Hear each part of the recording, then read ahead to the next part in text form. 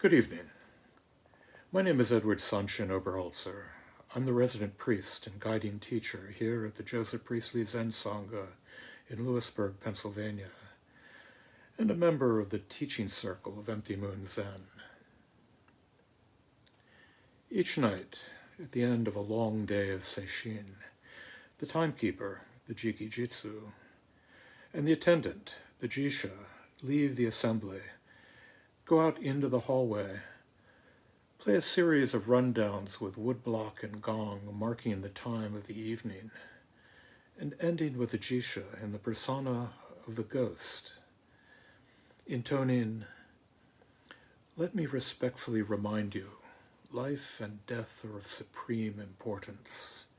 Time swiftly passes by and opportunity is lost. Each of us should strive to awaken. Awaken, take heed. Do not squander your life." Shito Shikwan ends his Sandokai, that poem we have just chanted, with a similar injunction. I respectfully urge you who study the mystery, do not pass your days and nights in vain. This is deadly serious. This is life and death. You sit there, your hands in the universal mudra, and in those hands you hold your fate, my fate, the fate of the world. Do not let it go. Do not squander this chance. Let's work our way through that poem. Shito begins his Sandokai with, "The mind of the great sage of India is intimately transmitted from west to east." And what a great set of opening lines. The mind of the great sage of India is intimately transmitted from west to east. The Sandokai, the harmony of difference and equality, was written by Shito sometime in the 8th century and is chanted daily in Soto Zen temples around the world.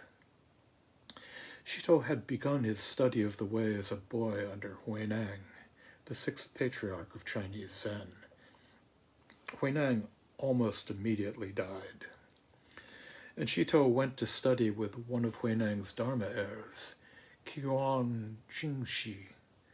We get a taste of Shito's Zen from the following dialogue found in Andy Ferguson's History of Zen in China. Daidan said, "An ancient said, 'Speaking and not speaking are both slander.' I asked the master to explain this. Shito said, 'If there's not a single thing, what could you grasp?' Shito also said, 'If you take away your throat, your mouth, and your lips, could you still speak?' Daidan said, 'There's nothing left.' Shito said, 'If that's so, then you have entered the gate.'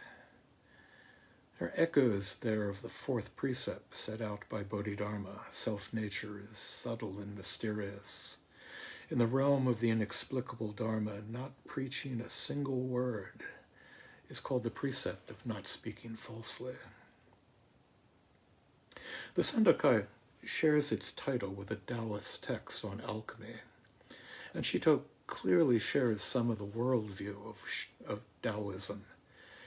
His dialogue with Daidan echoes the opening of the Tao Te Ching, translated by David Hinton. A way called way isn't the perennial way. A name that names isn't the perennial name. The name is mother to the 10,000 things, but the unnamed is origin to all heaven and earth. The mind of the great sage of India was not intimately transmitted from west to east for nothing, but was carried across the Himalayas to China, and intimately from there through Korea and Japan, across the Pacific to here near the Susquehanna River, reputedly one of the 3 oldest rivers on earth. Thoughts come and go, feelings arise and dissipate. Those of you on the West Coast need only look out the window at the coastal range. Look to the mountains on the other side of the Central Valley, to the jagged peaks of the Sierras, geologically newly formed thoughts. Here in Pennsylvania, the once immense Appalachians stretching from Georgia through Maine and in broken pieces across to the Scottish Highlands and the mountains of Norway. These here have worn down over what seem to be kalpas, to mere echoes of the rock-bound thoughts of the earth. Everything changes, sometimes over years as numerous as the sands of the Ganges. Traditionally, Soto priests don't comment on the Sandokai until towards the end of their lives.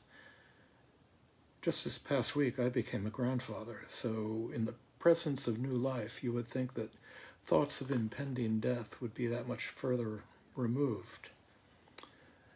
Though I am of the nature to grow old, and there seems to be no escape.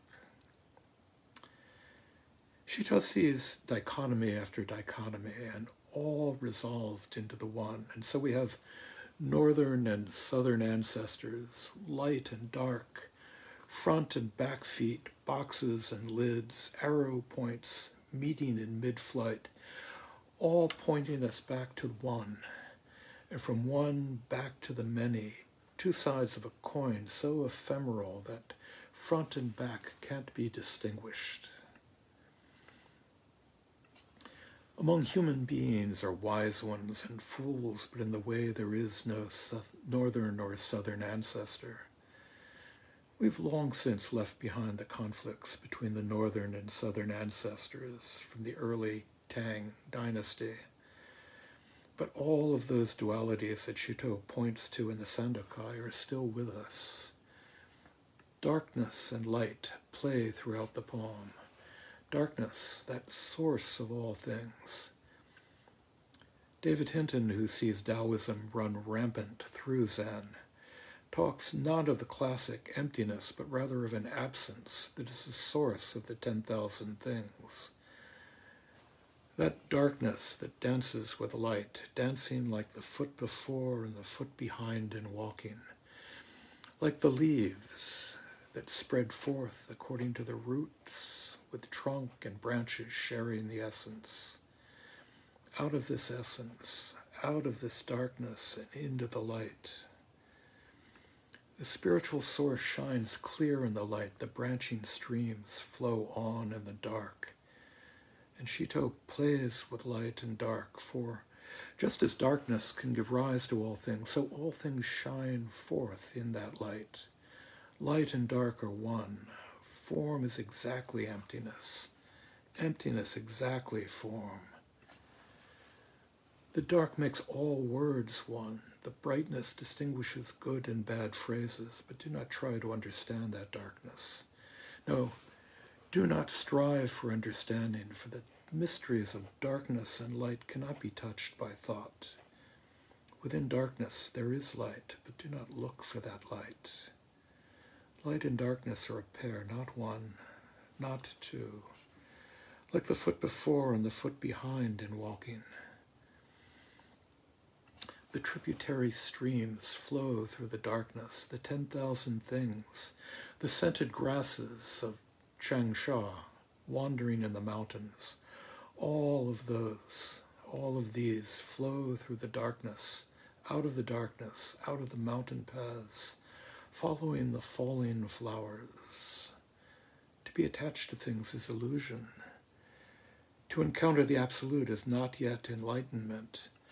And here we take that step from the 100-foot pole, where, if not into the marketplace with that fat monk with bliss-bestowing hands, no, encountering the absolute isn't yet enlightenment. Ordinary life fits the absolute as a box in its lid. Form is emptiness. Emptiness is form. Form is exactly emptiness. Emptiness exactly form. The absolute works together with the relative like two arrows meeting in midair, like the two sides of that infinitely thin coin. When you walk the way, it is not near, it is not far. It is in the walking, in each step. There is the way. It is not a place, not a noun, but like you, the way is a verb. It lies in the doing, seeking it as a place, and you miss it, as Nanchuan told Zhao Zhou. And as Shito tells us, but if you are confused, mountains and rivers block your way. Mountains and rivers of our own making. Just take these steps. The obstacles drift away. Suzuki Roshi, in his commentary on the Sandokai, observed that when a Buddhist reads the poem, he reads a Buddhist text. That when a Taoist reads the Sandokai, he reads a Taoist text. And when Shito sings a Sandokai to us, he sings a text from life itself and leaves us with, I respectfully urge you who study the mystery, do not pass your days and nights in vain. Thank you.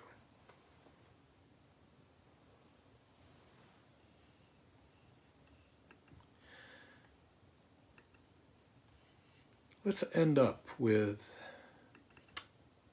the 4 Bodhisattva vows.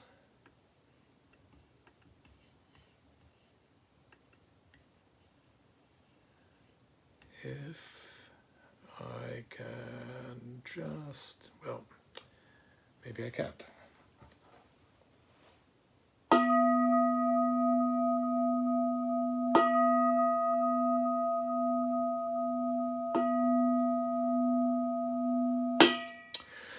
The 4 Bodhisattva vows.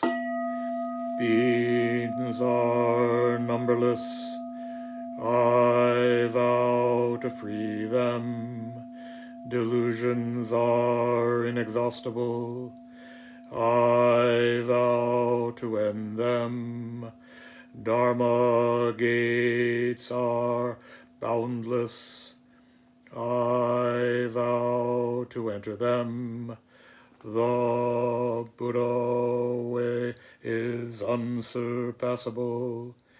I vow to embody it. Beings are numberless. I vow to free them. Delusions are inexhaustible. I vow to end them.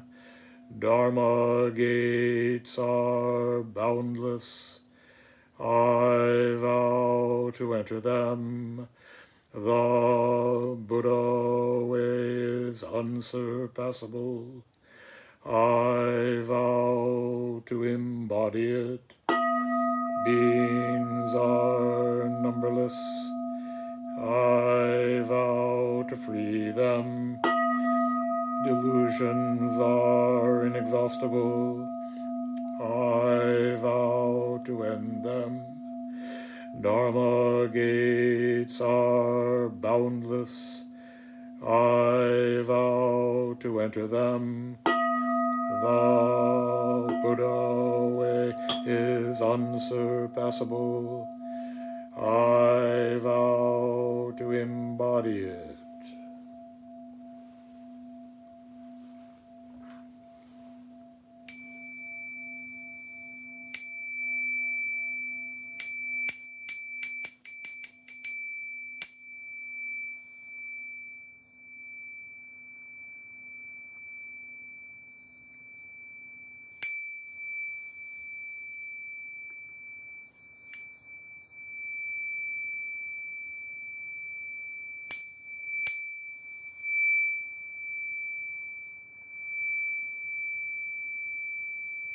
And final bow to the community.